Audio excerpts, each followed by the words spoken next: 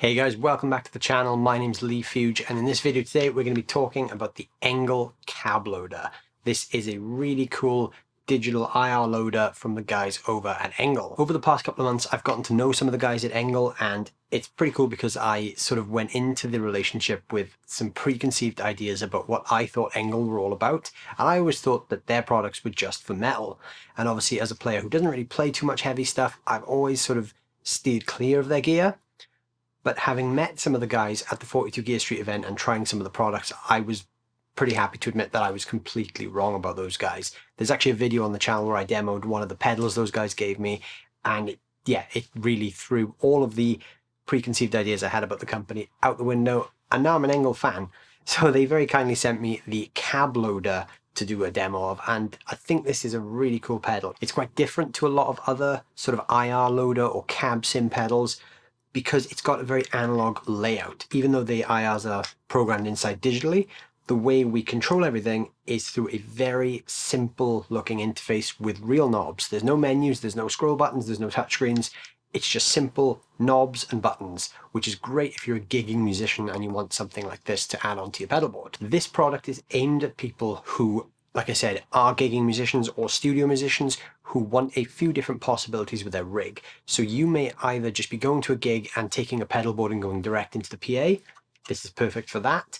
If you want to sort of do some reamping in the studio, or you want like a DI box to run out of the effects loop of your amp into a mixing desk with a different cab type to go to front of house or to the studio desk, again, perfect choice. What I should specify is this is not a load box. So this does not replace your guitar speaker cabinet. So if you're using a head, you have to still have a load going to the head. So that means a real cabinet needs to be connected, or an actual load box. If you plug this into the speaker out of your guitar amp head, it's going to cause a few problems because this is not designed to take the load of the head. If you did want to pair this with a real amp, you'd have to use your amp's effects loop. So on the side here, we've got an input and a through. So what you could do is you've got your live amp on stage and the cabinet is giving the head the load. So obviously that's fine. There's no problem there. Because this isn't a load box, we can put it in the effects loop. So you'd run the effects send into the input of the cab loader, and the output then would go off via an XLR cable or a jack cable to the front of house.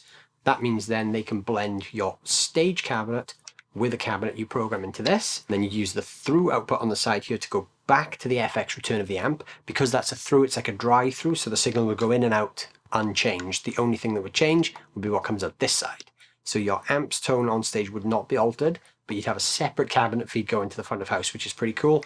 Also, that's really useful in the studio as well. So this has a lot of features packed in. So we've got 3 main knobs on the front. We've got mic, which has 10 different microphone simulations. We've got power amp, which has 4 different power amp tube simulations. And we also have the cab simulation here. There's 12 different types of ENGL cabinets preloaded in with a bunch of different speakers. And we've got 1x12s, 2x12s, and 4x12s. It's mostly Celestion style speakers. So we've got a vintage 30 in there, a vintage 60. We've got the G1265. The T75, we've got the greenbacks, the creambacks. Most of the Celestion speakers are in here, but what's really cool is there's 4 additional slots. So numbers 1 through 12 are the preloaded ones, 13, 14, 15, and 16 are user slots. So that means you can connect this to your computer with a USB port on the back, and you can upload 4 of your own IRs. So if you've got your favorite IRs you perhaps use in the studio, you can take them out with you and run your amp through the PA with this. Got a couple of these sort of mini knobs then, which are great for fine-tuning the sound. So on the mic side, we've got center and distance. So the center controls the actual point where the mic hits the speaker cone. So for instance, if you're using an SM57, which is one of the mic choices, and you don't want it dead center, so when it's all the way down, it's dead in the center, you might want to move it away from the center of the cone to round the sound out. You can use this knob to move away from the center point. And the distance is the distance from the speaker. So the center is the side-to-side axis, and the distance is the back and forth axis. Obviously, the further away you go, the more spacious the sound is.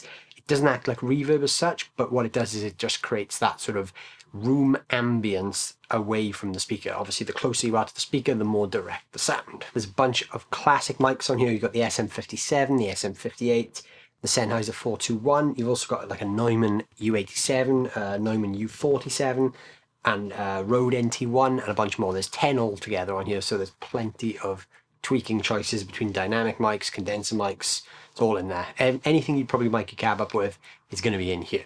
If you want to use this as a direct solution, so you're going from like a preamp pedal or the preamp of your head into the PA and you want to add a power amp sim, it's got 4 different power amp types here as well. So you can run it in this position for completely off, so that would just give you like the dry signal with no power amp sort of coloring there. And then you've got 4 valve types then, so you've got EL34, EL84, 6L6 and 6V6. So the main ones are there, obviously there's 4 of them there. We've got a presence there, which controls the presence of the power amp, the overall brightness of the signal, and a master volume, which controls the output volume of what you're hearing. So there's a lot of features in this little box. Then connectivity wise, we've got the input on the side like I showed you, and the through. So if you're running that back to the FX return, use the through. There's an instrument or line level switch there. On this side we've got a headphone out, so you could use this for silent practice at night as well. You could plug your headphones in and use the cab sims there. The XLR out for running into the front of house, and a 1/4 inch unbalanced cable there out, and there's also a ground lift switch in the middle. Runs off a standard 9V DC battery, and it's not really that much bigger than most standard pedals. The 2 foot switches on the top are favorite switches, so once you've set something up, you can hold that foot switch down and it saves that preset. You can save 2 different presets, so that's pretty cool if you want to have 2 different rigs for different purposes.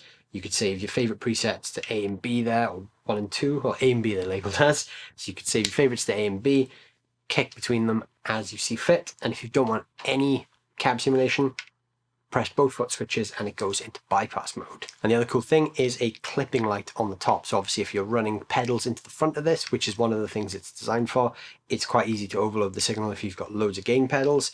You'll know when this is clipping because that light there will turn red. And so you can back off the gain coming in and sort of cool the signal down a little bit so it's not causing any harsh digital clipping. That was a lot of specs to get through. Now obviously there's so many different combinations of cabinets, microphones and all sorts you can do with this. I mean, realistically we're not going to get through all of them in this video, but I'll cover a bunch of them and you guys can fill in some of the blanks with your own imagination as well. So I will plug this thing in now and get some sounds. The guitar I'm going to be using in this video is my Jackson Adrian Smith signature model, and obviously I'm running straight into my audio interface. So I've got a little pedal board here on the desk in front of me. The ENGL CABLOADER is connected with an XLR cable straight into my Focusrite interface. I'm going to be running through a couple of different cab sims using this. I've got some ambience here from the TC Electronics Hall of Fame Mini. I've got this in front of the cabinet simulator because typically people would run reverbs in the effects loop of the amp. So I've actually got the Chevtone Messiah drive here kind of acting as a preamp. So this is like a plexi style drive pedal. Then if you imagine this is in the effects loop, so it's preamp, effects loop, cabinet. We wouldn't put this after the cabinet because obviously in a real life situation, you don't plug your reverb in after your speaker cab, it goes in before. So I could even put this in front of the drive if I wanted to, but I've just got it right here in the middle just to kind of simulate it being in the loop. So this is going to act as my preamp, like I said, and we're going to run through a couple of different settings over here. So I'm going to start off with the Messiah drive on a fairly low gain setting there. We're going to start off with the EL34 power amp type and an SM57 mic. So I'll run through some of the cab types and we will look at what the center and distance controls do as well. So on the cab type selector, number 1, 2 and 3 are all 1x12 speaker cabinets. 4 and 5 are 2x12s, and then 6 through 12 are all 4x12 cabinets. So we can apply any of these 10 microphone types and the 4 power amp types with any of these 12 cabinets. So this gives us a lot of tweaking power. So just to give you a basic tone here, I've got the ENGL 1x12 with a vintage 30 selected. I'm on an EL34 power amp, SM57 just off center. I'm going to tweak that out a bit more, and I'm going to put it a little bit closer to the cab, so I'm quite low down on the distance. So here's what that sounds like.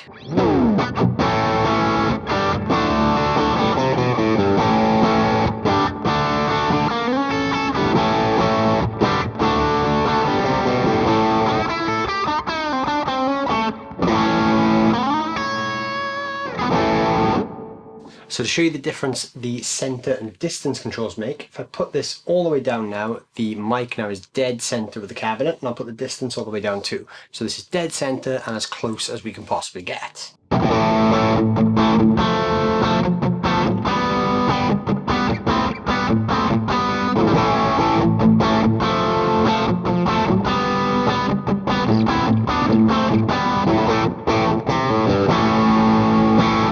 If I go away away from the center, so I'm going to go all the way up and as far away as I can. You're going to hear a much softer and more, not spacious because you're not going to hear additional ambience, but you are going to hear sort of a distanced tone, so it's not going to be as tight sounding.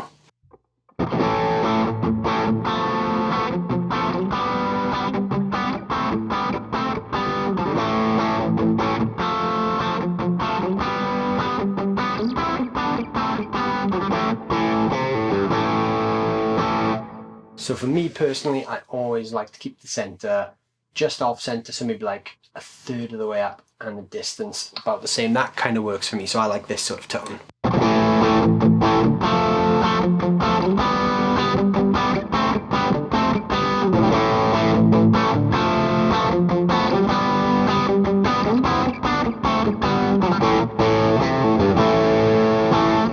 Right, so we'll run through some cab types. So I'm on the SM57 mode. Everyone in the world that plays guitar has heard a guitar cab mic'd with a 57. So I'm just going to play a little bit and I'm going to tweak the cabinet selector as well. I'm going to actually change this to a 6L6 power amp type as well, just because I like the sound of 6L6s.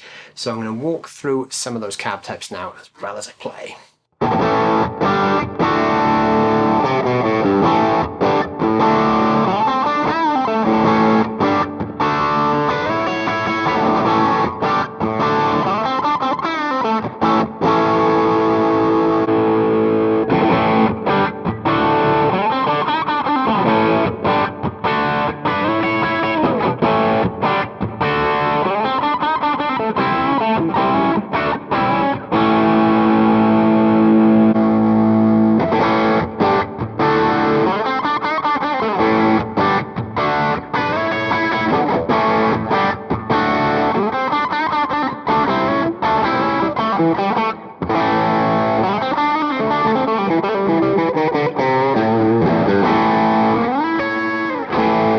So those are the three 1x12 options built in. So what you heard there was a Celestion Vintage 30 in the first one, a Heritage G1265 in the second one, and a Creamback in the third one. Those are all mic'd up with a 57 as well. So just to give you a quick idea of the microphone, so if I play through those again, I'll just go back to the first one, which is the Vintage 30. I'll do the same thing, but I'll bank through the microphones. The mic types available are the SM57 and SM58 from Shure. We've got the Sennheiser 421 and 441. We've got two mics from Marshall. We've got the MXL 2001 and the MXL 2003. There's also the Rode NT1, the AKG C4000B, and finally the Neumann U87 and U47. So I'll do the same thing. I'll play a little bit and I'll bang through some of those mic choices.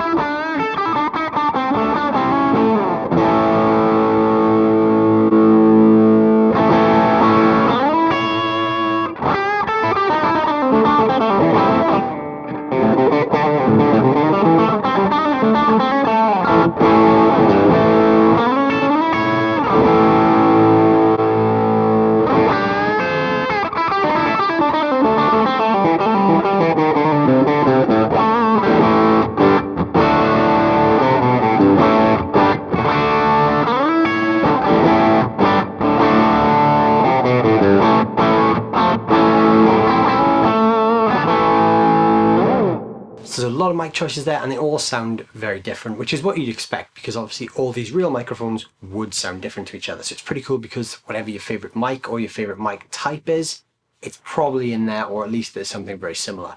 I really like the U87. I like the extra sort of full-bodied sound you get, and also the 57 is great too, because who hasn't heard a guitar mic with a 57 before? So I'm going to go back to the 57 now, just because that's pretty typical of what we all expect, but we're going to look at some of the 2x12 options. So here are the two 2x12 cabinets built into the cab loader.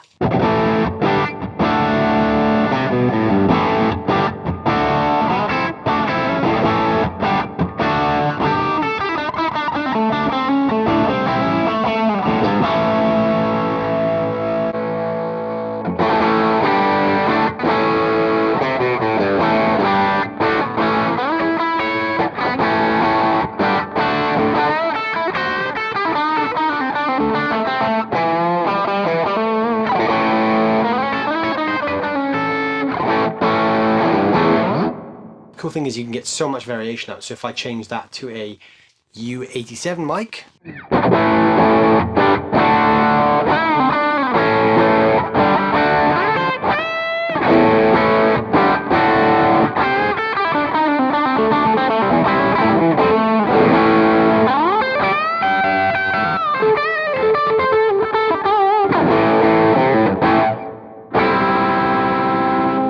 that's a cab that I really like on this, because it's a 2x12 with vintage 30s in it, and for me, I've played live many years with a vintage 30 loaded 2x12, so for me that's an instantly recognizable sound. So that for me would probably be one I'd go towards with a 57, especially if I put that on the 57 mode.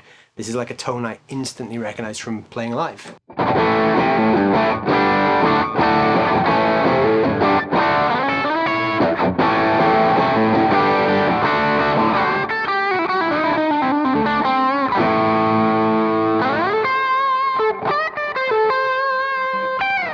Now we talked a little bit about the power amp thing as well, because obviously I said you can use this to simulate power amp for gig use. All you need is like a preamp pedal, so I'm using the Messiah drive for that because it has gain and it has like a bass and treble control. You could use whatever sort of preamp pedal you want as well, which is pretty cool. So I've had that on the 6L6 mode, but if I go into EL34 for instance, we're going to get a little bit more of a British flavour.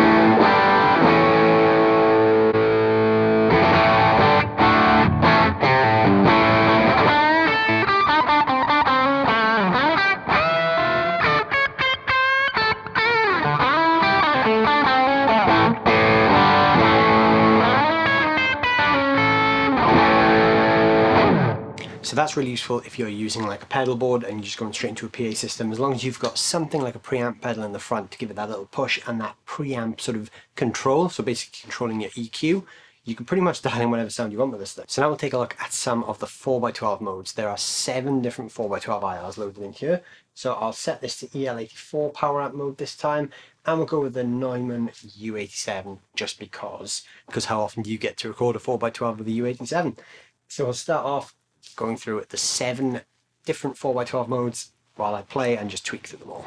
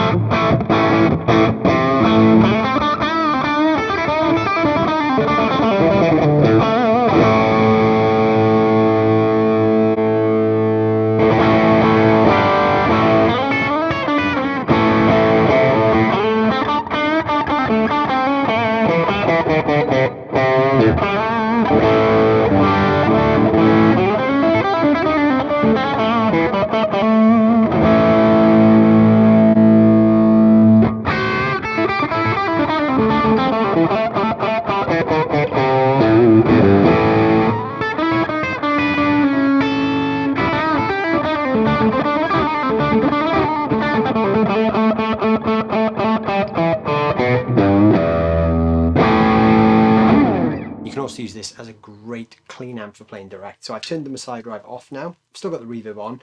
I've set this now to the 6L6 mode. I've left it on whatever the last 4x12 is. I think it's the one with the A-type and the V-type. And I've still got the Neumann U87 on. So if you're playing completely clean, it's pretty good for that as well.